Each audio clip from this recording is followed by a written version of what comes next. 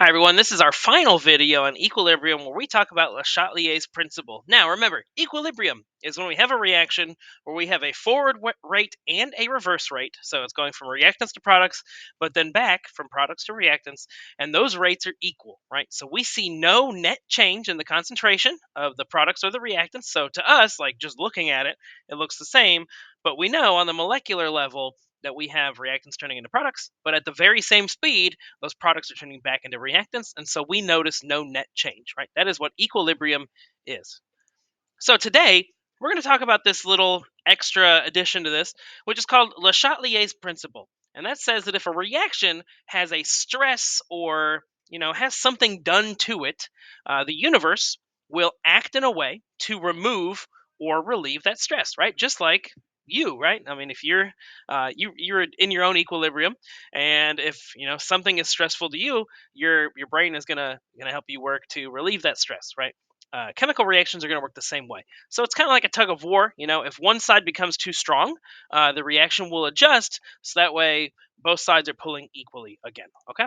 And so what we're going to do is we're going to look at this reaction that we've been looking at, right? This is called the Haber process. It's just the formation of ammonia. 3H2 plus N2 yields 2NH3. And this is exothermic, right? And exothermic, if you remember, means that we have energy here as a product. Okay, exothermic means the energy is exiting, and so it's exiting as a product here. And so we're going to look at a few different scenarios where we add hydrogen gas, right? We're adding a reactant. We're adding nitrogen gas, so we're going to add a reactant. We're going to add ammonia, so we're going to add a product.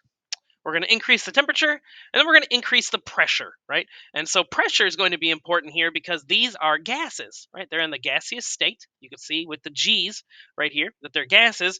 And so, gases in a container, we have to worry about pressure because we don't want the container to burst. And so that's going to play a part here too. So what happens when I add H2 or hydrogen gas into my equilibrium equation, right? So this thing is reacting at equal rates forward and reverse, and I'm adding in more of a reactant, right? So think in your head for just a second and think, which direction should this go in, and then answer the question that pops up. Okay, hopefully you had time to think about that. So if I'm going to add a reactant or add hydrogen gas, my reaction is going to shift to the product side. It's going to produce more ammonia, NH3, to relieve the pressure of that added H2. Okay? What about when I add nitrogen gas? I'm not going to make you answer a question here, but I want you to think about it. Again, I'm adding a reactant. So, which direction should my reaction shift? Should it be more product heavy or reactant heavy? Should we, move which way? All right. Hopefully, you've thought about this, and if you hopefully you got this correct, we are adding a reactant, so it's going to shift our reaction to the product side. By adding more nitrogen gas into this reaction chamber, we're going to force the reaction to produce more NH3 because we have to relieve that stress of the added reactant. All right. What's going to happen here? I will have you answer a question here. So think about this now.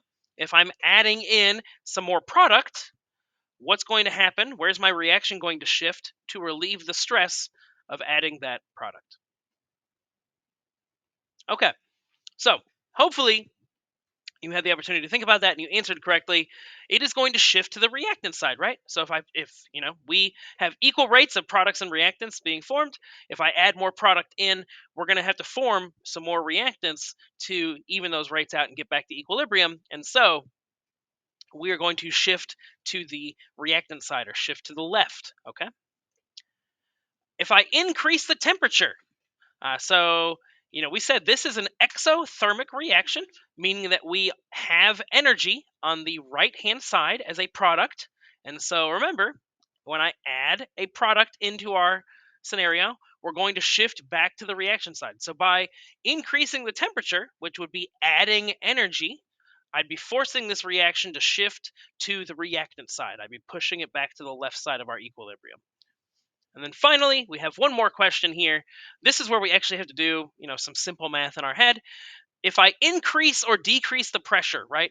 So these are all gases, and so we want to count the number of moles of each gas. Okay, and so we just do that by counting up the coefficients. So we've got 3, and then there's a 1 here, right? So we have 4 moles of gas on the reactant side, and then we have 2 moles of gas on the product side. And so if we're increasing the pressure, you can kind of think of this like a chamber. If we're pushing down on the top of a chamber, we would expect that that increase in pressure wants to be relieved, and we would shift to the side that has fewer moles of gas, right? Because we want to remove moles of gas from the situation, so that way it helps to relieve that increased pressure, and that means we are going to shift to the right here. Okay, so just to summarize very briefly here for you, when we increase the reactant concentration, we push towards the products. When we increased a product concentration, we push towards the reactants. When we increase the temperature, right? If it's endothermic, it's going to shift to the product side. If it's exothermic, it's going to shift to the reactant side. And then with pressure, by increasing the pressure, we're going to favor the side with fewer moles of gas. And then if we're decreasing the pressure, we're going to favor the side with more moles of gas. All right. And so that's the Chatelier's principle. And it really just kind of makes sense. If you're doing something to one side, it's going to favor the other side. And so that's your easy way to remember that.